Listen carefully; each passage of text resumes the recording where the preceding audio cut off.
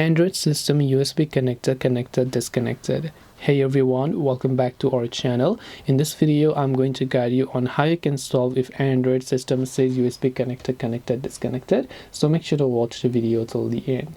So to solve this problem on Android, we will first open up settings and we will enable developer options. To enable developer options, depending upon the phone, in my case I'm using a Samsung device, you have to go to your about phone section and go to software information, where you'll find an option that says build number over here, right? So multiple tap on build number depending upon the phone you're using, enter your pin or password or fingerprint, and then just go ahead and enable developer options. Once you enable it, you have to look for developer options. In my case it is over here.